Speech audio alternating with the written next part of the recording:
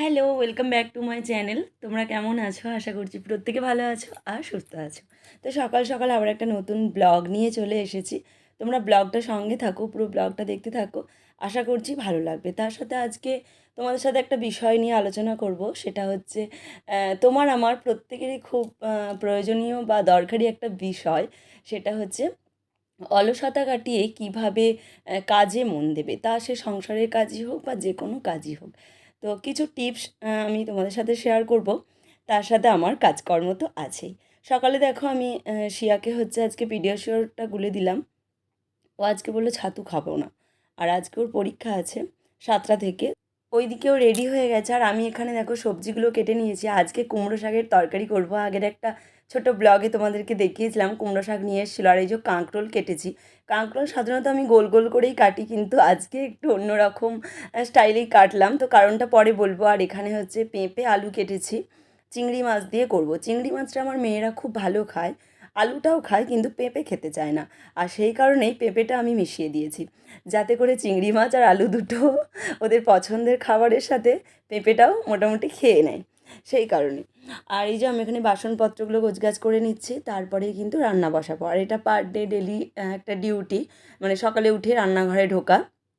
তো সেটা আমার সংসারের ফার্স্ট যে কাজ।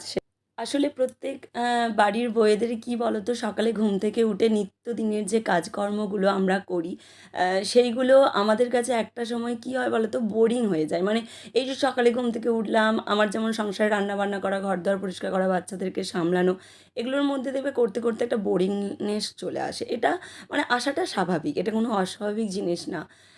তো এই বোরিংনেসটা কাটানোর জন্য ফার্স্ট যেটা করা দরকার সেটা হচ্ছে আনন্দ বা উৎসাহর সাথে কাজটা করতে হবে। আর এই উৎসাহ বা আনন্দটা আনতে গেলে কিন্তু অবশ্যই কাজের পাশাপাশি তোমার মনের একটা খিদে নিয়ে আসতে হবে। মনের খিদে বলতে কীরকম বলো তো, মানে তো হয়তো ভাবে যে সকালে উঠে আমি আজকে কাজকর্মগুলো সারবো, সকাল সকাল সেরে নিয়ে একটু বাইরে বাচ্চাদেরকে নিয়ে বা হাজব্যান্ডের সাথে একটু ঘুরে আসবো বিকালের দিকে। তাহলে কী হবে, সকালের যে কাজ করার একটা এনার্জি সেটা কিন্তু অনেকটা বেড়ে যাবে।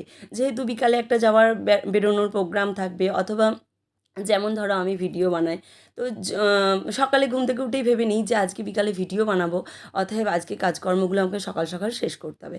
তো এরকম একটা উৎসাহ বা আনন্দের সাথে যখন সংসারের কাজগুলো করবে না, দেখবে এই বোরিং কাজগুলো কিন্তু বেশ ভালো লাগবে। আর এখানে দেখো আমি 3টে ওভেনই জ্বেলে নিয়েছি। এখানে কাঁকরোল ভাজা বসিয়েছি মাঝের ওভেনটায়, আর ওখানে কুমড়ো শাক, আর একদিকে হচ্ছে ভাত বসিয়েছি। এখানে তিন্নির খাবারটা করে নিচ্ছি। শিয়া তো দেখলে পরীক্ষা দিতে চলে গেল, শিয়াকে ওর পাপাই দিয়ে আসে। আর আমি হচ্ছে তিন্নিকে নিয়ে যাবো। তিন্নির 8টা থেকে পরীক্ষা, আর শিয়ার হচ্ছে 7টা থেকে। তো 8টা থেকে হওয়ার জন্য আমার অনেকটা কিন্তু সুবিধা।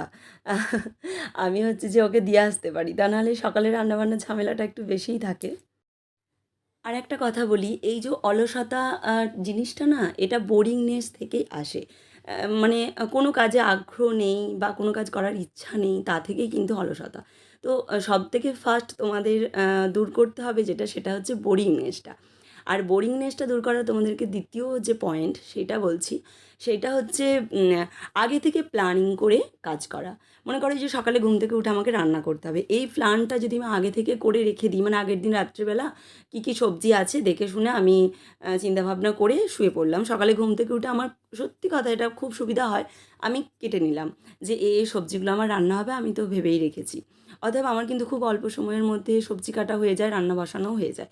ঠিক সেরকম সারাটা দিন কী কী কাজ হবে না হবে সেটা যদি আগে থেকে প্ল্যানিং করে বা গুছিয়ে রাখা যায়, তাহলে কিন্তু পরপর কাজগুলো হয়ে যাবে। তার সাথে আরেকটা সুবিধা যেটা হবে সেটা হচ্ছে ওই যে আমাকে আজকে এই কাজগুলো শেষ করতেই হবে, অতএব দেখবে প্রত্যেকটা কাজের একটা আলাদা এনার্জি থাকবে। তার সাথে দেখবে কাজের প্রতি একটা আগ্রহ কিন্তু বাড়বে। এতে করে কী বলো তো, কাজগুলোও ভালোভাবে হবে। আর সবথেকে বড় কথা যেটা, তোমার সংসারের কাজগুলো শেষ হবে, কমপ্লিট হবে। এইবার 3 নম্বর পয়েন্টে আমি তোমাদেরকে অলসতার একটা প্রধান মানে সময়ের কথা বলছি, সেটা হচ্ছে ভোরবেলা। আমরা প্রত্যেকেই চাই জানো তো যে ভোরবেলা ঘুম থেকে উঠবো, উঠে সমস্ত কাজকর্ম তাড়াতাড়ি কমপ্লিট করে ফেলবো, তারপরে সারাটা দিন মোটামুটি অন্যান্য যে সমস্ত এক্সট্রা কাজগুলো থাকে সেইগুলো করব, বা সারাটা দিন একটু বসে ঘুমিয়ে বেশ এনজয় করে কাটাবো। তো এর জন্য কি করতে হবে জানো তো, সকালে ঘুম থেকে উঠতে হবে। আর সকালে ঘুম থেকে ওঠার আগে আমরা কি করি বলো তো, অ্যালার্ম সেট করে শুয়ে পড়ি, আর যেই অ্যালার্মটা বেজে ওঠে অ্যালার্ম অফ করে আবারও ঘুমিয়ে পড়ি। এটা কিন্তু আমিও করি। তো সেটাই হচ্ছে যে কাটাতে হবে আগে, সকালে ঘুম থেকে ওঠাটা অভ্যাস করতে হবে। সকালে ঘুম থেকে ওঠার আগে কিন্তু রাত্রে আবার রাত জাগার অভ্যাসটাও বন্ধ করতে হবে, কারণ বেশি রাত পর্যন্ত জাগলে সকালে ঘুম থেকে কিন্তু চট করে ওঠা যায় না। এবারে সকালে ঘুম থেকে ওঠার আগে যে অ্যালার্মটা সেট করবে, আমি একটা ছোট টিপস বলছি, সেটা হচ্ছে গান দিয়ে অ্যালার্মটা সেট করবে, আর ফোনটা একদম বিছানাতে রাখবে না। সে ফোন হোক বা ঘড়ি হোক, যাই হোক না কেন, বিছানাতে রাখবে না। সেটা চেষ্টা করবে পাশে যদি টেবিল থাকে বা একটু দূরে রাখতে, যাতে করে ঘুম থেকে উঠে তোমার সেটা উঠে বসে বন্ধ করতে হয় বা উঠে দাঁড়িয়ে বন্ধ করতে হয়।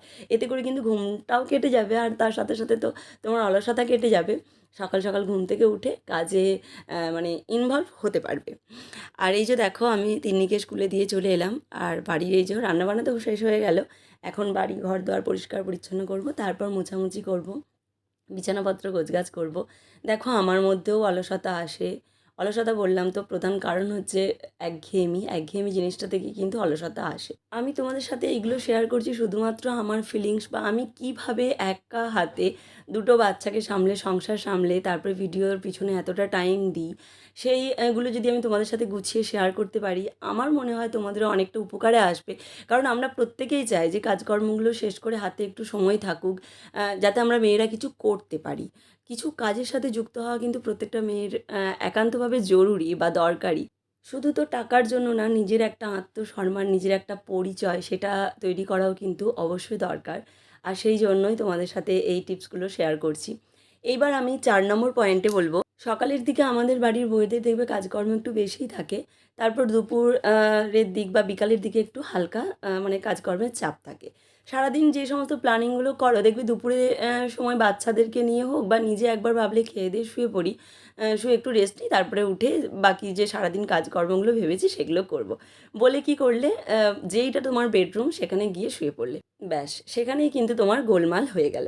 কারণ তোমার ব্রেন মানে ভেবে নিয়েছে যে এটা তো আমার শোয়ার জায়গা, আর শরীরও তোমার খাওয়া দাওয়া করে নিয়েছো, শরীরও পুরো একদম ফুল রেস্টের জন্য তৈরি। তো ব্রেন আর শরীর যখন দুজনে একসাথে হয়ে গেল, তারা বিছানাটাকে কি করলো, তোমার হচ্ছে যে আরামের একটা জায়গা বানিয়ে দিল। তুমি যে সারাদিন ধরে ভাবলে এই কাজগুলো করবো, এটা করবো সেটা করবো, সেটা কিন্তু আর তোমাকে ব্রেন আর শরীর করতে দেবে না। তার কারণ তাদের একটা আরামের জায়গা বিছানায় তুমি চলে গেছো। তো যখন দুপুরে খাওয়া দাওয়া করার পর কিছুক্ষণ রেস্টের দরকার হবে, চেষ্টা করবে বাইরে, মানে যেখানটা তোমার শোয়ার বা ঘুমানোর জায়গা নয়, সেই বিছানাটা ছেড়ে বা বাইরে যদি সোফা টোফা থাকে সেখানে বসে কিছুক্ষণ রেস্ট নিয়ে তারপর বাকি কাজগুলো করার। এতে করে দেখবে যেইগুলো তোমরা ভেবে রেখেছো সকাল থেকে কাজকর্মগুলো করব, সেগুলো কিন্তু করতে পারবে। বিছানায় গিয়ে শুয়ে আর ঘুমিয়ে পড়তে ইচ্ছাটা করবে না। আগের দিনের কিছু জামা কাপড় শুকনো হয়নি, তো সকালে দেখো মেলে দিলাম, আর ছাদে এসেছি। আজকে কিন্তু বেশ ভালো ঝলমলিয়ে রোদ উঠেছে। আর তারপরে এই যে আরেকটা বেডরুমে চলে আসলাম। এইখানে হচ্ছে যে একটু বিছানাটা ঝেড়ে নেব, তারপর ঘর দর ঝাঁট দেওয়ার তো ব্যাপার থাকে। আর বাচ্চাদের বাড়িতে দেখবে একটু বিছানাপত্রই বলো, তারপরে মেঝে টেঝে বলো, একটু কিন্তু বেশি নোংরা হয়। এইগুলো তো আমার নিত্যদিনের কাজ করতে করতে এমনই অভ্যাসে দাঁড়িয়ে গেছে যে বাচ্চারা যতই ঘর দোয়ার নোংরা করুক, এখন আর কিছু মনে হয় না। অলসতাকে দূর করে কাজে সবসময় এনগেজ থাকা বা কাজের মধ্যে একটা এনার্জি ফিরিয়ে আনার বিশেষ একটা পয়েন্ট, সেটা হচ্ছে সবসময় পজিটিভ থাকা। যে কোনো কাজের ক্ষেত্রে পজিটিভ, যে আজকে এটা আমি করবো, পারবো, কেন পারবো না। এই যে কোন দেখতে পাচ্ছ যে কাজটা একটু তোমার কাছে টাফ আছে, কিন্তু ওই যে মনের মধ্যে সবসময় পজিটিভ চিন্তাভাবনা রাখতে হবে যে হ্যাঁ আমি পারবো, কেন পারবো না, চেষ্টা তো করি একবার। আগেই বলে ফেলবে না যে এটা আমার দ্বারা হবে না বা এটা পারবে না। সংসারের কাজ বাড়ির মেয়েরাই করে, তো চেষ্টা করলে পারবে। তো সবসময় নিজেকে পজিটিভ রাখতে হবে সব কাজের ক্ষেত্রে। ওই যে পারবো যে কথাটা বললে, এতে করে দেখবে তোমার কাজের এনার্জিটা 1% হলেও বাড়বে, তো কাজটার প্রতি আগ্রহ কিন্তু বাড়বে। তার সাথে বাড়িতে বিভিন্ন রকমের একঘেয়েমি কাজ করতে করতে দেখবে বোরিংনেসটাও কিন্তু চলে যায়। আর এই যে দেখো বারান্দাতে এই সমস্ত ইনডোর প্ল্যান্ট গাছগুলো আমি লাগিয়ে রেখেছি। তোমরা যারা আমার ব্লগ ডেলি দেখো তোমরা তো জানো আমি গাছ কতটা ভালোবাসি। আর শুধু বাড়ির জানালাতে নয়, ছাদেতেও প্রচুর গাছ আছে। আর এইগুলো তো ইনডোর প্ল্যান্ট গাছ, বাইরে রাখলে একদম নষ্ট হয়ে যাবে। তাই কদিন বাপের বাড়ি গিয়েছিলাম, একটা গাছ একদম শুকনো হয়ে গেছে, সেটা আমার ভুলেই হয়েছে।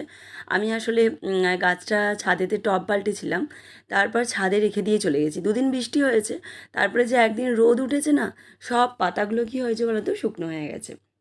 তো ইনডোর প্ল্যান্ট গাছ কিন্তু একদম রোদে রাখা চলে না। এই যে দেখো এই গাছটা আমি বাপের বাড়ি থেকে এসে তারপর গাছটা নামিয়েছি। আমি যদি আমার হাজব্যান্ডকে বলে দিতাম যে গাছটা নামিয়ে রাখতে, তাহলে হয়তো সে রাখতো। সে তো জানেই না, কারণ সে আমার গাছের কাছে তেমন একটা যায় না। যদি খুব গরম হয়, রোদ হয়, আমি যদি বলি যে গাছে জল দিয়ে দাও, তাহলে হয়তো দিয়ে দেয়। ব্যাস এতটুকুই। তো এখন আমি কী করছি বলো তো, গাছের যে শুকনো পাতাগুলো দেখতে খুব খারাপ লাগছে। মানে এটাতে না অনেকটা নেগেটিভ এনার্জিও তোমার মনেতে আসে। কী বলো তো, সতেজ সবুজ দেখলে যেমন মনটা ভালো থাকে যারা গাছ ভালোবাসে, আর সেই সতেজ সবুজের মধ্যে যদি শুকনো পাতা থাকে, মনটা কিন্তু একদম ভালো লাগে না। মনটা আমার সারাদিন ওই দিকেই পড়েছিল। তো কতক্ষণে গাছের পাতাগুলো পরিষ্কার করব সেই চিন্তাতেই ছিলাম। তো গাছের পাতাগুলো দেখো পরিষ্কার করে নেওয়ার পর গাছটা বেশ সতেজ আর সবুজ লাগছে। শুকনো পাতাগুলো তো আর সবুজ হবে না, কিন্তু ওদেরকে বাদ দেওয়াটাই শ্রেয়। আর এই যে এই গাছটা তো তোমরা দেখতেই পাচ্ছ, সকাল থেকে আমার রান্নাঘরে থাকে। তো ভালো লাগে, কাজের মাঝখানে একটা গাছ রেখে দিই। এখন হচ্ছে দুপুরবেলা, বাড়ির কাজকর্ম শেষ করে স্নান টান করে দেখো মেয়েদেরকে খেতে দিচ্ছি, সাথে আমিও খেয়ে নেব। তো অলসতা কাটিয়ে উঠে সংসারের কাজে বা যে কোনো কাজে এনার্জি ফিরিয়ে নিয়ে আসার 4-5টা পয়েন্ট তোমাদের সাথে শেয়ার করলাম। আশা করছি তোমাদের অনেকটা উপকারে লাগবে, আর আমার ব্লগ ভিডিও দেখতে থাকো। আশা করছি তোমাদেরকে ভালো ভালো টিপস বা ভালো কিছু শেয়ার করতে পারবো। আজকের মতো টাটা।